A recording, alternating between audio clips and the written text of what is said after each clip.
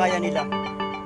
Walang sama ng loob pag hindi yan ulit. After noon, babalik tayo dito, susunduin tayo ng van ni Papa J, pupunta naman tayo ng Tanawan Falls. Sa Tanawan Falls, wala nang problema doon. Bantusawa na kayo